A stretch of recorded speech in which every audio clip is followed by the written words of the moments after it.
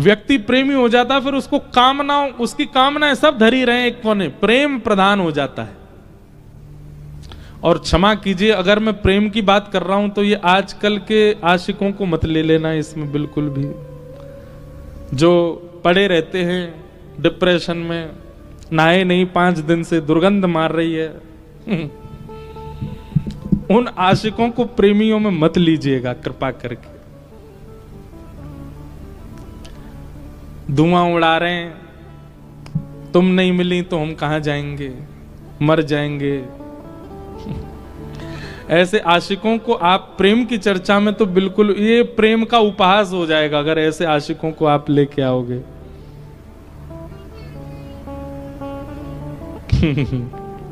मेरे को बातें तो बहुत आ रही हैं पर मैं नहीं कहूंगा। लोग बाग काट काट के दुनिया में फिर उसको डाल देते हैं। मिले हो तुम हमको बड़े नसीबों से, ये ऐसे आजकल के आशिक बोलते हैं। भाई प्रेम तो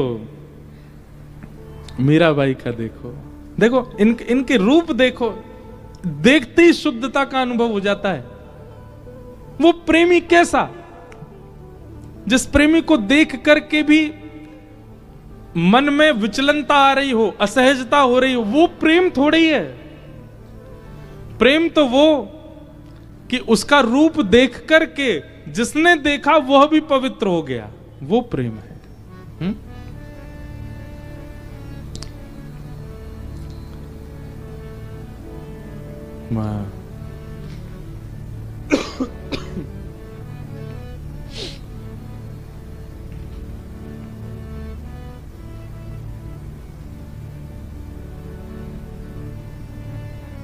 प्रेम तो वो श्रेष्ठ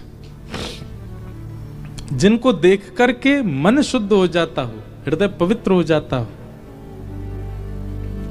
और मलिनता आ जाती हो, और काम भावना प्रकट हो जाती हो, और क्रोध आ जाता हो, और ईर्ष्या द्वेष और दूर रहने की, ये कोई प्रेम है? प्रेम तो वो जो आपको भी शुद्ध कर देता हो, वो प्रेम है। हमारे वृंदावन में एक ठाकुर जी की मुसलमान भक्त हुई, उनका नाम था ताज बेगम। क्या नाम था? ताज बेगम। उनको मंदिर में घुसने नहीं दिया जाता था। क्यों? क्योंकि वो हिंदू नहीं थी। पर ताज बेगम का ऐसा प्रेम था ठाकुर जी से, वो बाहर मंदिर के बैठे बैठे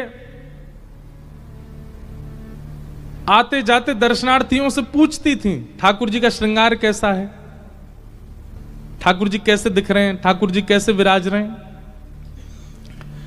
कुछ दिन तक तो दर्शनार्थियों से सुनने लगी।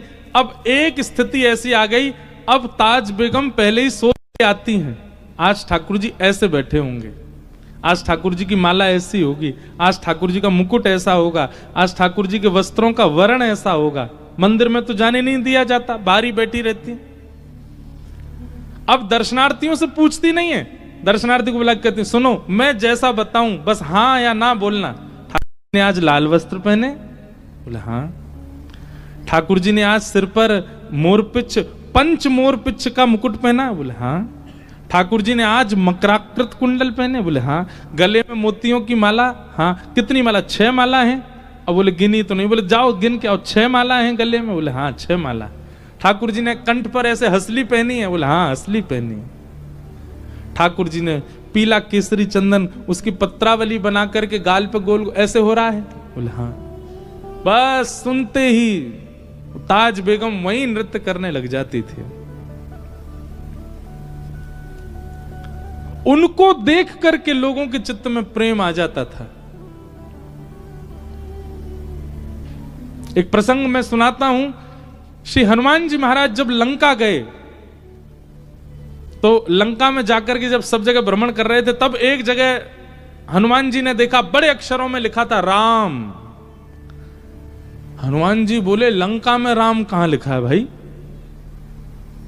तो हनुमान जी ने परीक्षा लेने के लिए एक ब्राह्मण का रूप धारण किया, और ब्राह्मण का रूप धारण करके उर्दपुंड लगा करके बिल्कुल केश आदि त्याग करके बानर वेश छोड़ करके एक सुंदर ब्राह्मण का रूप धारण किया, खड़ाऊ पहन करके चट चट चटकाते भाई भीतर प्रवेश कर गए।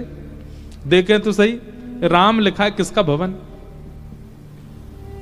अंदर बैठे थे कौन, विभीषण जी। जैसे ही हनुमान जी ने प्रवेश किया और विभीषण ने हनुमान जी की ओर देखा, हनुमान जी की ओर देखते ही विभीषण जी ने तुरंत दंडवत प्रणाम किया, और एक बार प्रणाम किया तो चलता, प्रणाम करके उठे और हनुमान जी को देखकर फिर प्रणाम किया, फिर उठे, फिर देखा, फिर प्रणाम किया, 3 बार प्रणाम किया। हनुमान जी को संशय हो गया कहीं ऐसा तो नहीं इसको मैं दिख रहा हूं हनुमान रूप में, ये इसीलिए मुझे 3 बार प्रणाम कर रहा है। हनुमान जी ने अपना मुख देखा, बोले मुख तो बदल लिया, ये फिर भी 3 बार प्रणाम। पास में एक झरना वो फुब्बारा जैसा था, उसमें झांक करके अपना मुख देखा तो हनुमान जी का रूप तो बदला ही हुआ है, फिर ये मुझे इतना प्रणाम क्यों कर रहे हैं। हनुमान जी ने पूछा, भैया हमारा आपका कोई पुराना संबंध है क्या, आप हमसे पहले कभी मिले हो क्या, आप हमको इतनी बार प्रणाम क्यों कर रहे हो। विभीषण जी बोले, मैं आपसे कभी नहीं मिला, मैं तो पहली बार देखा आपको, तो फिर वो 3-3 बार क्यों प्रणाम कर रहे हो भाई।